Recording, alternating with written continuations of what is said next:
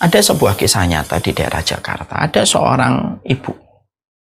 Dia sekolah di luar negeri. Di Amerika. Pada satu waktu dia pulang dari studinya yang panjang di Amerika. Lalu beliau datang ke satu kajian. Beliau karena masih sangat kuat pengaruh pendidikan di Amerika, ya ngajinya hanya sekedar normatif lah. Ikut ngaji karena keluarga besarnya lagi mengadakan pengajian. Masya Allah itu. Lalu dia mendapati sebuah petuah di dalam kajian yang beliau ikuti. Bagaimana sang ustadz menyampaikan, ibu-ibu, kalau ibu-ibu pingin supaya anak-anaknya berkualitas, maka sering-seringlah membaca Al-Quran. Hatamkan Quran ketika mengandung. Tidak usah dikhususkan di surat Yusuf, tidak dikhususkan pada surat Maryam, semua ayat dibaca. Semakin banyak membaca, semakin kuat anak kita, karena dia telah mendapatkan bekal rahim yang terhangatkan oleh bacaan Quran, dan Quran itu mukjizat. Mukjizat itu kekuatan di atas kekuatan, itu mukjizat. Karena mukjizatnya Nabi kan Quran. Ketika beliau mendengarkan penjelasan itu, dia menganggap angin lalu. Dia menganggap tidak ada hubungannya lah membaca Al-Quran dengan kualitas anak. Tapi pada satu waktu ketika beliau menikah, ketika beliau memiliki pasangan suami, tiba-tiba ingatan beliau tentang penjelasan itu beredar kembali di memori dia dan pikiran dia. Akhirnya beliau berusaha untuk membaca Al-Quran, walaupun di hati sisinya belum terlalu meyakini. Masya Allah ya, ketika dia membaca Al-Quran, maka dia memiliki anak. Dan dia mendapati anaknya, Masya Allah, ada sesuatu yang lain pada anaknya. Mulai keraguan-raguan yang asalnya ada mulai hilang. Lalu hamil anak yang kedua. Lalu ketika hamil anak yang kedua, Masya Allah, dia menghatamkan Quran selama dia mengandung, bukan hanya 1 kali, 3 kali. Ya, dia menghatamkan Quran itu sampai 3 kali. Maka dia mendapati ternyata dalam perkembangannya anak yang kedua ini secara kualitas kelihatannya lebih baik daripada anak yang pertama. Masya Allah ya. Lalu ketika dia punya anak yang ketiga, dia menghatamkan setiap bulannya Al-Quran 9 kali. Beliau menghatamkan. Dan ketika lahir semuanya beranjak dewasa, dia mendapati bahwasanya anak yang ketiga itu yang paling menonjol dalam masalah prestasinya dibandingkan anak yang pertama dan yang kedua. Kisah ini beliau sampaikan kepada saya. Lalu beliau berkata, Masya Allah ya Ustadz, saya dulu tidak memiliki keyakinan kepada nasihat-nasihat yang semacam itu dari dogma agama. Dia mengatakan dogma.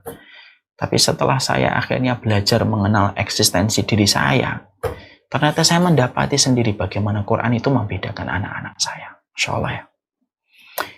Apa yang kita ambil dari kisah nyata ini yang beliau sampaikan kepada saya?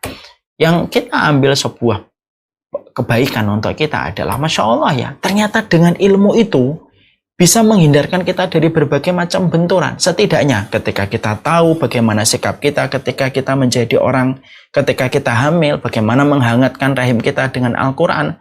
Dan ketika itu disikapi ilmu itu dengan sebuah pembuktian amal, ternyata bisa mempengaruhi kualitas anak itu. Makanya kadang-kadang benturan-benturan yang dihadapi antara orang tua dengan anak itu karena dimulai dari sikap orang tuanya yang durhaka kepada Allah, tidak mau mempelajari ilmu. Ketika dia tidak mempelajari ilmu, dia tidak tahu bagaimana meletakkan kurikulum bagi kehidupan anak. Karena meletakkan kurikulum itu harus punya ilmu. Gimana kita meletakkan kurikulum kalau kita tidak punya ilmu?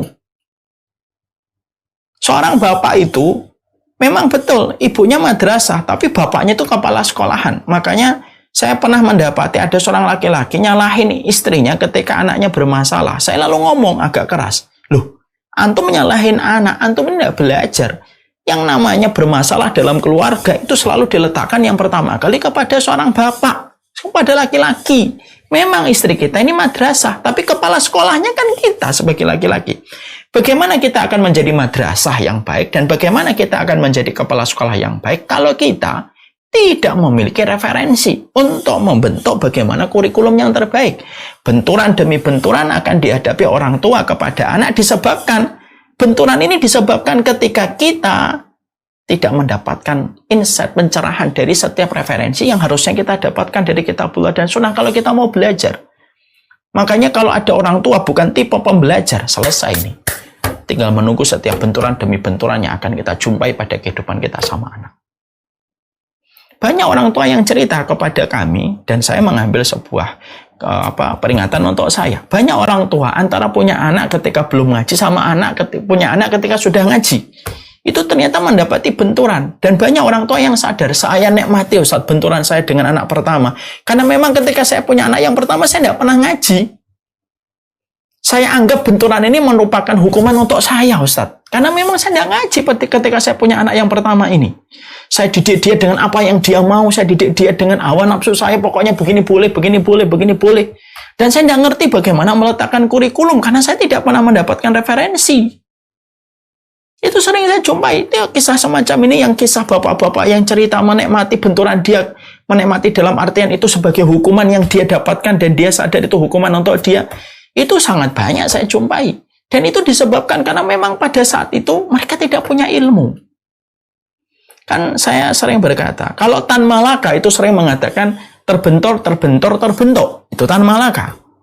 Memang betul tidak ada yang salah dengan perkataan itu. Tapi bagi orang yang beriman, terutama untuk orang tua, kita tidak perlu terbentur dulu baru terbentuk. Alangkah kasihannya kita jadi orang tua harus terbentur terus. Ya kalau masih punya kesempatan terbentuk. Tapi bagi orang yang beriman itu tidak perlu menunggu benturan. Kamu terbentuk dengan ilmu, dan dengan apa yang terbentuk pada dirimu, kamu tidak usah terbentur dengan apapun, dengan izin Allah. Dengan kemuliaan ilmu yang kita peroleh. Dengan kemuliaan ilmu yang kita dapatkan. Ada yang bocor ya, nak? Udah. Ada yang bocor, Ibu? Udah.